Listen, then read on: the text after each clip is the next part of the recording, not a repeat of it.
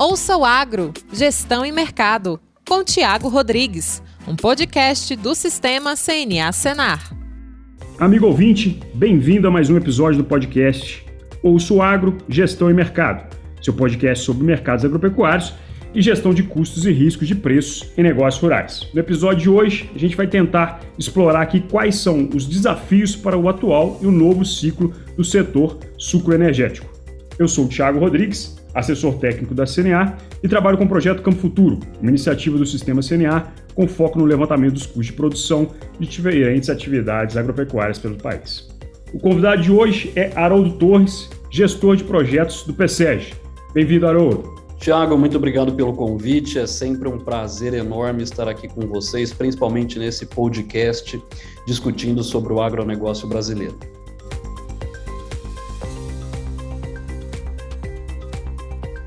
Perfeito, Haroldo, seja bem-vindo. Vamos começar a discussão nossa falando do atual momento da safra, né? Pegando aqui como exemplo a safra 22-23 do Centro-Sul. Se a gente traçar aqui um cenário comparativo do que tem se colhido até agora com o mesmo período da safra passada, a gente teve uma redução de 9,5%. Né? Isso tem preocupado o setor em termos de oferta, aí, principalmente de cana para as usinas, aí, no sentido dessa movimentação que o mercado está hoje bastante aquecido em termos de combustível. Né? Então, o que a gente está tentando enxergar nesse momento é para onde vai estar caminhando essa safra, né? E tentar traçar um cenário para a próxima, tendo em vista aí a movimentação que a gente está sentindo no mercado hoje, principalmente com relação a custo de produção, que está bastante elevado aí, então tanto o produtor independente como as usinas aí têm sentido bastante isso no bolso. Nessas situações, Haroldo, principalmente aí traçando um cenário com relação a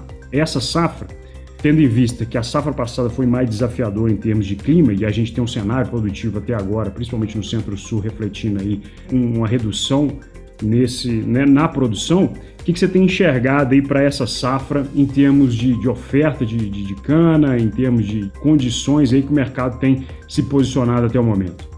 Excelente pergunta, Tiago. O setor de cana-de-açúcar no Brasil como um todo, em especial na região Centro-Sul, que é a principal região produtora de cana-de-açúcar do Brasil, eu diria que ela foi duramente golpeada na safra passada, a safra 2021-2022. Basicamente, nós passamos ali por um período extremamente seco, ou seja, nós passamos por uma das safras com maior estresse hídrico, tivemos ainda geadas e, além disso, se não bastasse, diversos episódios de incêndios. Portanto, nós iniciamos a safra 2022-2023 em abril deste ano, ainda colhendo os impactos da safra anterior. Portanto, você mesmo colocou, né? Se a safra passada foi literalmente desafiadora, eu diria que essa continua sendo desafiadora e não parece ser muito melhor. E é justamente isso que tem preocupado algumas pessoas, ou seja, a moagem de cana, ela segue atrasada na região Centro-Sul, essa moagem atrasada, inclusive porque começou tardiamente, como uma forma de esperar essa cana se desenvolver, porque foi afetada pelas geadas, então atrasou o desenvolvimento fisiológico das plantas, né, especificamente do nosso canavial. Então, quando nós olhamos para este cenário, a gente, de certa forma, olhando para a safra atual, eu gostaria de colocar dois pontos. O primeiro ponto diz respeito à área total. Quando nós olhamos para a área total, nós estamos enfrentando ainda um episódio de redução marginal de área de cana-de-açúcar em relação à competição com outras culturas, em especial a grãos, então espera-se aí uma redução, uma perda de área para grãos de aproximadamente 1%. Só que ao passo, como as últimas safras foram muito, vamos dizer assim, secas, nós não conseguimos avançar tanto em plantio. Dessa forma, nós conseguimos nos últimos meses ampliar as nossas áreas de reforma de cana-de-açúcar, consequentemente nós vamos ter uma redução da área de colheita para a safra atual. Então eu vou ter de um lado uma ligeira redução da área de colheita e do outro lado o que a gente espera é uma ligeira recuperação da produtividade. E por que ligeira? Porque eu venho de um canavial estressado da safra passada, os incêndios levaram a falhas no canavial, então eu tenho um canavial mesmo que fechado, ele ainda tem falhas,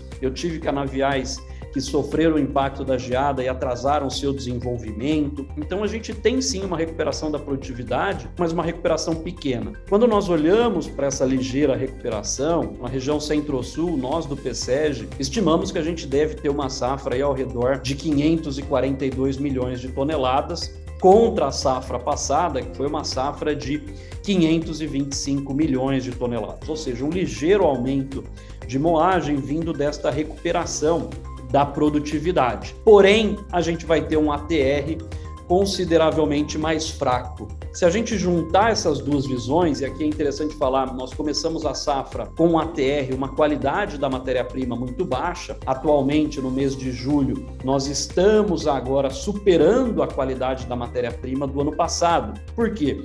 Justamente neste período do ano passado é que ocorreram os episódios de geadas.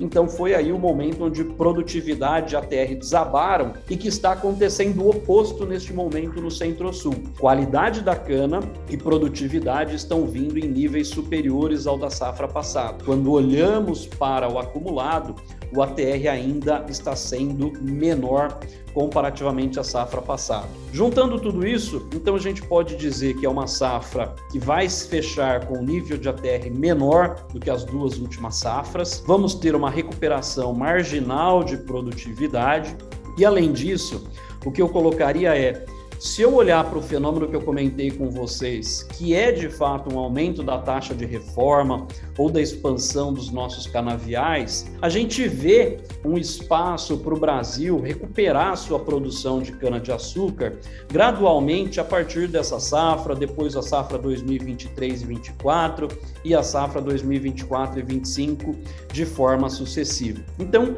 há esse espaço para que as próximas safras a gente consiga efetivamente recuperar a nossa produção de cana-de-açúcar, mas tudo isso está ligado, de fato, à evolução do clima, e não só do clima, mas dos investimentos que são feitos no campo pelo produtor rural e pelas próprias usinas de forma geral. Pegando a carona aí nas informações que você colocou, você acho que fechou bem o raciocínio aí, deu um cenário meio que geral aí de tudo. Só para trazer número aí do ATR, né? A gente pegou o dado da Única aqui para trazer para o debate nosso. Se a gente pegar do acumulado de abril para cá no Centro-Sul, a gente está falando de uma redução de 3,3% no rendimento, né, de ATR por tonelada aí. Hoje variando aí em 130,4 quilos. Isso direciona bastante do segundo tópico desse nosso podcast, que é a questão de como é que está sendo direcionado, para onde está sendo direcionada essa cana, né, no mix de produção aqui. Segundo ainda, utilizando os dados da Única aqui, a gente tem um mix hoje, nesse acumulado, de 44% direcionado para o açúcar e 56% para o etanol. Essa relação aí produção-consumo, principalmente do açúcar, aí, pensando no mercado internacional, dita bastante coisa. Nesse mercado bastante concorrido aí, não é isso, Haroldo? Perfeito. Tem um ponto aqui que eu quero explorar, que é justamente essa questão do mix. O que é interessante, a safra ela se iniciou no Centro-Sul em abril, é claro que um pouco ali atrasado, algumas usinas um pouco na segunda quinzena de abril, enfim, mas abril é a nossa data oficial de abertura de safra na região Centro-Sul do Brasil. E aí eu quero juntar dois vetores aqui.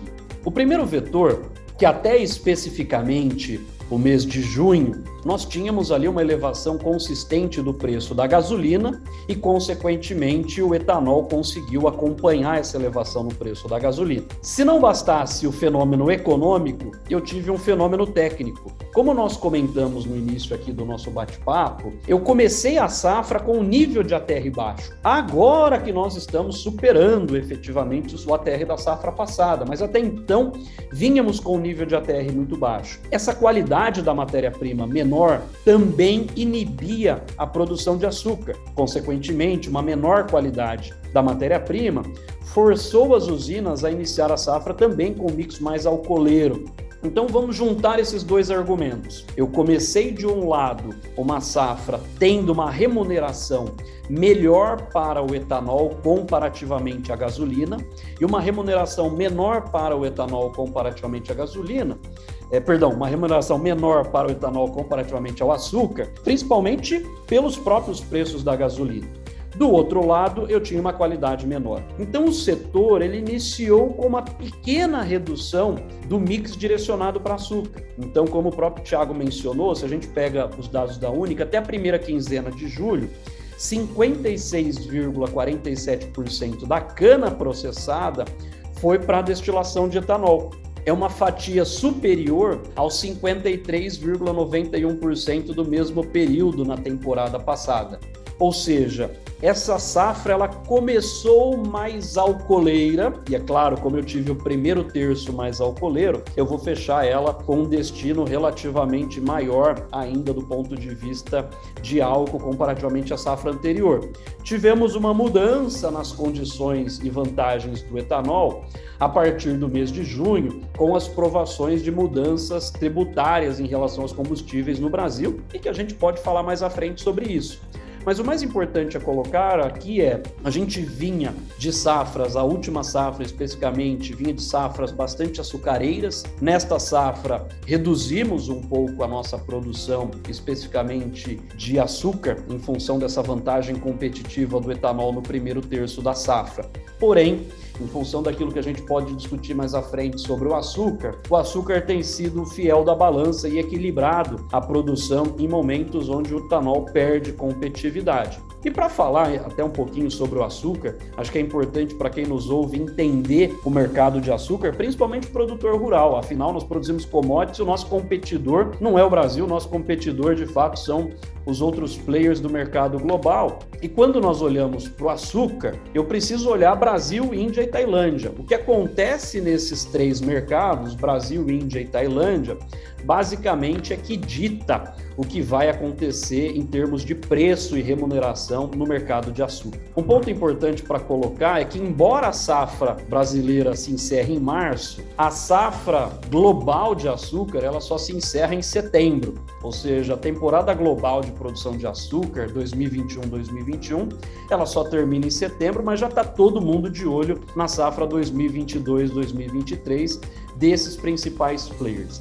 E tudo indica que nós vamos ter um leve superávit na produção global de açúcar para esta safra. Embora seja um leve superávit, esse excedente, eu diria que ele é totalmente gerenciável e deve causar pouco impacto no índice de estoque e consumo mundial. Eu também queria aproveitar esse momento para falar um pouquinho sobre a Índia. Quando nós olhamos para a Índia, na safra passada, na safra 2021-2022, ela teve uma produção ao redor de 37 milhões de toneladas de açúcar e exportou ali quase como que 9 milhões de toneladas. Isso foi um vetor importante de exportação, essa exportação, da Índia foi extremamente relevante porque foi impulsionado não só pela safra, mas pelos preços que apoiaram essas exportações, mesmo no momento onde a Índia está enfrentando agora condições sem subsídios. Quando a gente olha ainda para esse volume de exportação, eu pessoalmente não acredito que a gente vai conseguir repetir do lado da Índia esse volume de exportação. Primeiro, a Índia ela deve produzir um volume relativamente menor de cana-de-açúcar nessa safra, cerca aí de 35,5 milhões na safra 22-23, contra as 37, e além disso, nós devemos ter aí cerca de 4,5 milhões de toneladas de cana que vão ser direcionadas para a produção de etanol. Então é interessante colocar que a Índia ela começa a avançar com a mistura de etanol na gasolina. Então, pessoalmente, eu aqui sou estruturalmente positivo quanto a uma redução da produção de açúcar da Índia, à medida que o país ele avança para um mandato de mistura que pode chegar até 20%. Isso, consequentemente, deve ajudar a sustentar preços estruturalmente mais altos para o mercado de açúcar e com riscos aí relativamente reduzidos das exportações indianas desequilibrarem o mercado, tal como a gente viu acontecer em outros momentos. Então, do lado da produção, eu vejo esse aspecto positivo. Do lado do consumo, o que a gente espera é uma ligeira recuperação com a retomada do crescimento do consumo, né, por conta das expectativas de retorno do incremento aí na economia global. E de modo geral, o que a gente pode dizer? Nós hoje ainda no PCEG continuamos vendo um mercado de açúcar mais equilibrado e com poucas chances de ceder aí tão drasticamente. Portanto, a gente vai ainda ter bons níveis de preço de açúcar, principalmente para as próximas safras, em função desse cenário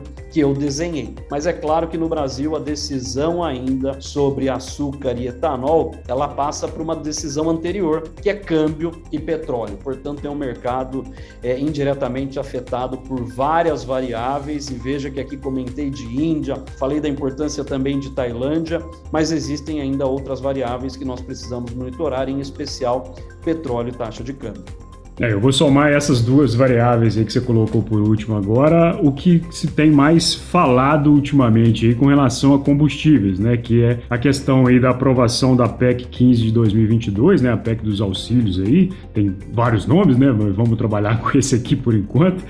E também a Lei Complementar 192 desse ano também, que trouxe aquela questão da equiparação aí do ICMS a nível estadual, aí, né, entre 17% e 18%, deixando isso padronizado, né? Então, isso, de certa forma, trazia para o setor essa sinalização de que os preços iam dar uma arrefecida, né, aumentando a competitividade do etanol com relação à gasolina, mas a gente, principalmente se pegar dados da última semana da ANP, aí, a gente já não enxerga isso, né? Apesar desse aporte aí que as duas normativas, vamos colocar assim, trouxeram para o setor, o etanol abaixo de 70 aí na relação só ficou competitivo para o estado do Mato Grosso, né? A gente ainda está vendo essa paridade aí média em torno de 73%. É nessa conjuntura, Haroldo, o que você enxerga em termos dessa movimentação que trouxeram essas duas normativas para o preço do ATR referente aí ao que o produtor está recebendo lá na ponta? Você acha que vai ter alguma interferência? Você acha que dá para fazer uma análise em cima disso ou ainda é muito cedo para falar? Excelente pergunta, Thiago, porque a gente tem analisado ainda poucos impactos dessas medidas. Só para contextualizar, para quem está nos ouvindo, nós tivemos ali a Lei Complementar 194. O que a Lei Complementar 194, agora de 2022, ela dispôs? Que o ICMS sobre os combustíveis fica limitado aí a 17% ou 18%, dependendo do estado. Além disso, todos os impostos federais, PIS, COFINS e CID, foram zerados até 31 de dezembro. Isso, num primeiro momento, gerou uma enorme apreensão do setor de biocombustível. Afinal, podia implicar numa perda de competitividade dos biocombustíveis em relação especificamente à gasolina. Esse contexto ele foi indiretamente corrigido como um dos itens da famosa PEC 15, né? Como o Thiago colocou, PEC das bondades, PEC kamikaze, mas eu vou tentar explicar melhor isso para você que está nos ouvindo.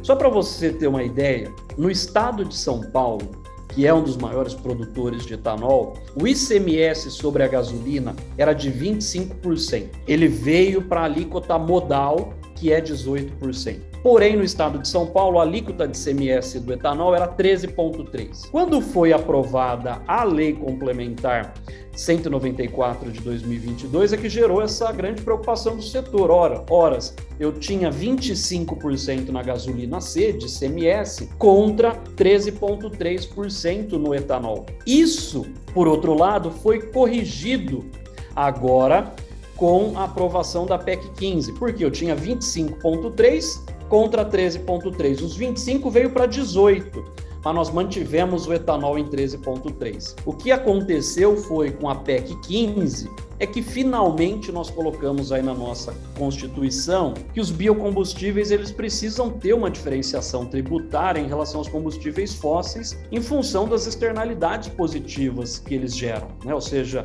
nós agora demos mais um passo em relação ao nosso compromisso de descarbonização. E quando eu falo ainda em diferenciação tributária, é interessante colocar que a PEC aprovada, ela estabelece essa diferenciação tributária por 20 anos. Então, São Paulo era 25 contra 13,3. Essa diferença, ela precisa ser preservada.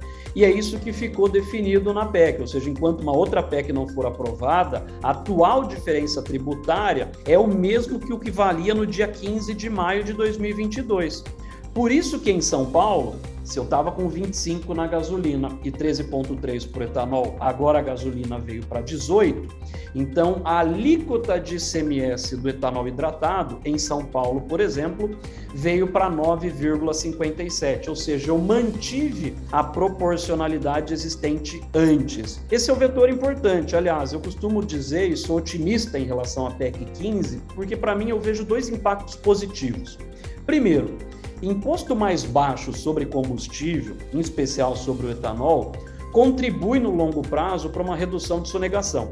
E segundo, para o aumento de consumo. Portanto, eu vejo a PEC 15 como uma medida muito positiva para manter a competitividade do etanol na bomba. Só que, por outro lado, como você colocou, Thiago, você vai falar assim, mas Haroldo, e por que em alguns estados, exceto o Mato Grosso, nós perdemos competitividade e estamos com uma paridade acima de 70%? Por um ponto ainda relacionada à Lei Complementar 194, porque lá nós zeramos os impostos federais. Quero dar um exemplo. Na gasolina, eu tinha 10 centavos de CID. No etanol, era 0 de CID. Veja, a gasolina, eu zerei a CID. A partir de agora, o etanol perdeu a diferença que tinha de 10 centavos em relação à gasolina em função da CID. No PIS/COFINS, a gasolina pagava 0,79 centavos por litro e o etanol pagava 24. Os dois vieram para zero. Ou seja, nos tributos federais, veja que aqui eu tenho uma questão que eu perdi essa diferença dos tributos federais. Então o setor ele teria que reduzir ainda mais o preço do etanol para compensar essa queda que nós tivemos dos tributos federais e que no caso do etanol esses tributos federais eram muito menores do que em relação à gasolina. Enfim, é uma safra cheia de emoções. O que eu colocaria aqui, de fato, é justamente isso. Veja, começamos uma safra alcooleira com a mudança tributária no meio do caminho, redução de preço da gasolina e, efetivamente, com essas questões que nós mencionamos, o etanol ele acabou perdendo competitividade e forçou algumas usinas, a partir de agora, a começar a migração para a produção do açúcar. Ou seja, como os preços da gasolina e do etanol começaram a ceder, o açúcar ele já está pagando mais do que o etanol para as usinas, o que está levando elas a indiretamente, a partir do meio da safra, a fazer uma migração de mix. Portanto, veja, começamos com uma safra alcooleira, meio de safra, estamos já migrando para uma safra para a produção de mais açúcar. Isso para o pessoal que está nos ouvindo, para entender um pouco do que está fundamentando aí o mercado sucroalcooleiro e o que está machucando aí, vamos dizer assim, a cabeça do produtor independente de cana-de-açúcar hoje, para situar e contextualizar isso tudo dentro da gestão do negócio dele, que é a temática central do nosso podcast aqui, né? Então a ideia é ele perceber esse movimento, né, interagir junto à usina para entender o que está acontecendo, para repercutir isso dentro da realidade dele. Outro ponto que eu trago aí de preocupação também para esse produtor independente, que também afetou a indústria aí, que tem produção própria, é a questão dos custos de produção desse ano, né? A gente está falando aí de um cenário desafiador, né? Se a gente pegar aí 8 praças de São Paulo, por exemplo, que são mapeadas aqui pela CNA através do projeto Campo Futuro, em parceria com o pessoal do PSEG, a gente vê flutuações de custo aí comparando o custo por tonelada de junho de 2022 com junho de 2021, variações entre 15% até 27% nesse custo. E parte desse custo está explicado nesse avanço aí da temática de combustível ainda, mas por outro viés, né? Na questão especificamente do diesel. Se a gente analisar aí, principalmente a etapa de corte, transbordo e transporte, nós estamos aí representando aí de 12% a 18% do custo produtor envolvido especificamente com diesel. Então, nesse cenário, Haroldo, mais um ponto temperando esse estudo fundamentado aí que o produtor independente está fazendo sobre a atividade dele, a gente tem esse desafio do custo de produção, né? Exatamente. Aliás, é até interessante essa provocação, porque nós tivemos ali uma expectativa de que teríamos um preço de ATR maior até do que nós teríamos para a safra, que tivemos para a safra passada, que foi de 1,17 no estado de São Paulo. O que nós esperamos hoje, em função de todas essas discussões que fizemos, é praticamente que o preço do ATR fique estável, ou seja, que ele permaneça ao redor de 1,17, ou seja, sem grandes aumentos. Então aqui vem a dificuldade do produtor rural. Ele está enfrentando na safra 2022-2023 um relativo aumento de custo de produção, mas com uma receita que tende a permanecer lateralizada. Isso nos leva, indiretamente, a provocar e antecipar mudanças. Então, o produtor rural, no caso do diesel, como não tem como fugir, né? Então, aqui eu costumo brincar, até você citou o caso do CTT, os números do projeto Campo Futuro mostram isso. Na operação de colheita, nós gastamos aí cerca de 1 litro de diesel por tonelada de cana colhida. Então, veja que também do lado de diesel, ele nos impacta, mas o que é mais interessante é que o produtor rural de cana-de-açúcar, ele está buscando alternativas, principalmente do lado de fertilizantes. Então o setor avançou muito com adubação orgânica, adubação biológica, utilização até mesmo de adubos líquidos ou, em alguns casos, em parcerias com as próprias usinas, a utilização de vinhaça localizada.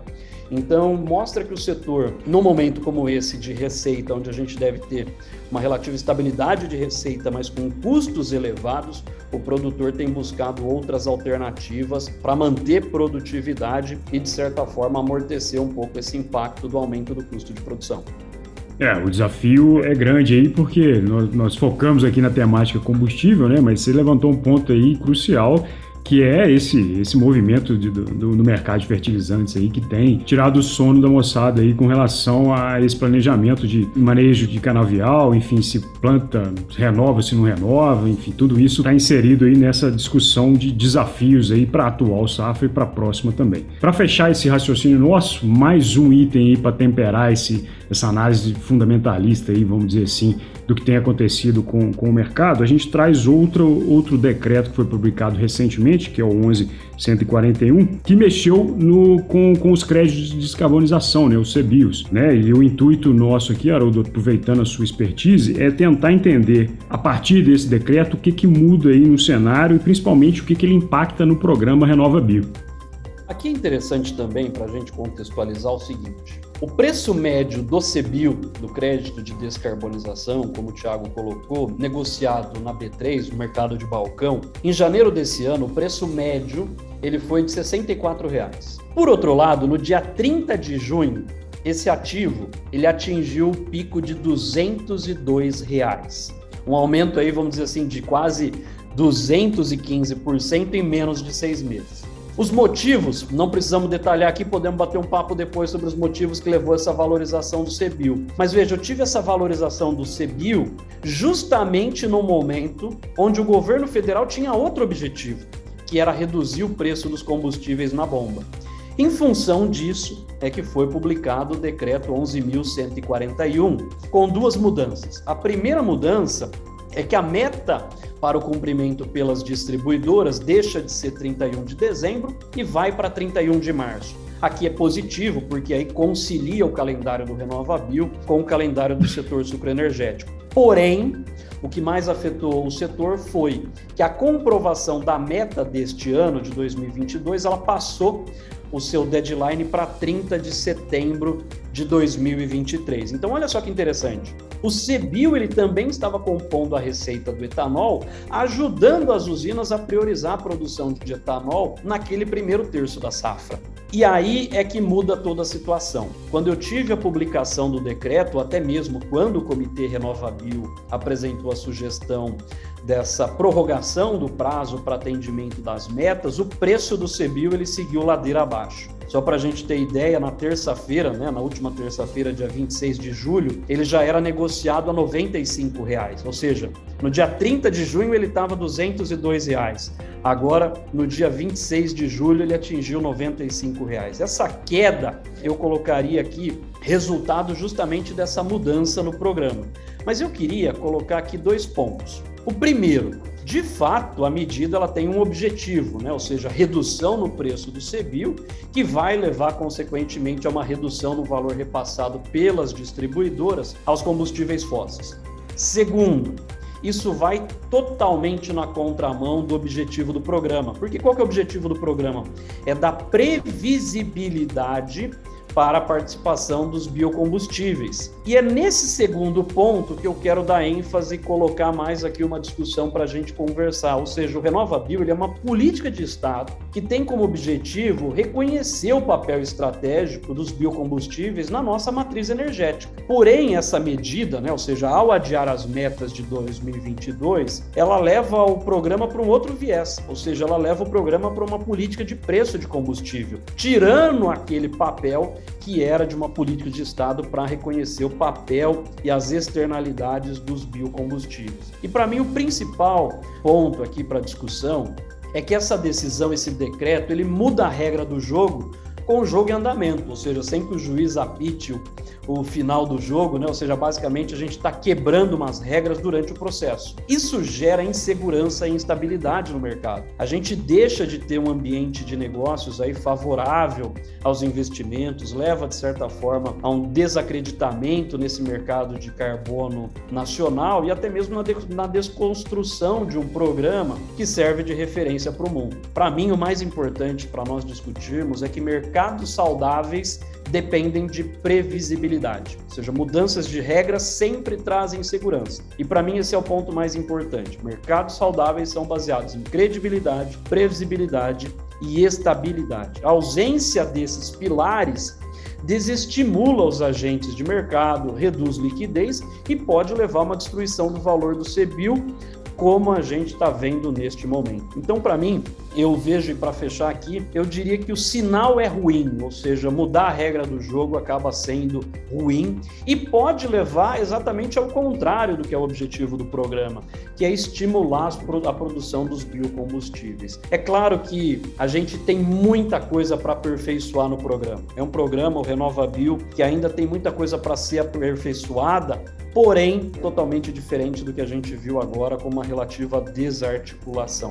Por fim, o que eu acredito fortemente no programa, acredito no RenovaBio e vejo ele como uma nossa fonte de sustentabilidade genuinamente para o nosso setor energético. Mas, de certa forma, o RenovaBio também, com esse decreto, redução de preços, também levando aí uma redução de uma eventual remuneração adicional para o produtor rural, que está recebendo, em alguns casos, já as receitas do RenovaBio sendo compartilhadas também entre usinas e produtores.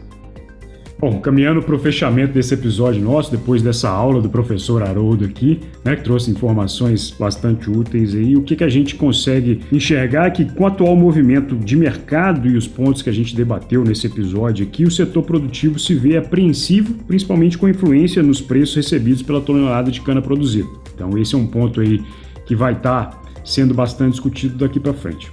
Ao pessoal que nos ouve, obrigado pela audiência. Também agradeço ao Haroldo. Obrigado, Haroldo. Eu que agradeço, Thiago. É sempre um enorme prazer estar aqui com vocês. Obrigado pela parceria aí, Haroldo. Esse foi mais um episódio do podcast Ouço Agro, Gestão e Mercado. Até a próxima sexta-feira com um novo episódio e um abraço. Ouça o Agro, Gestão e Mercado, com Thiago Rodrigues, um podcast do Sistema CNA Senar.